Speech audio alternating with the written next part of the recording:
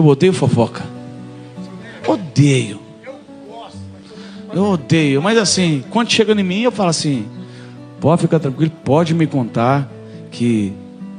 Lógico, eu não vou fazer uma desfeita com um amigo nosso que quer contar uma fofoca. Pode contar, meu irmão. Mas não é possível. Aí eu falo: não é possível. Mas sério? Não, pode ficar tranquilo que o segredo está entre a gente aqui. Não conto para ninguém não.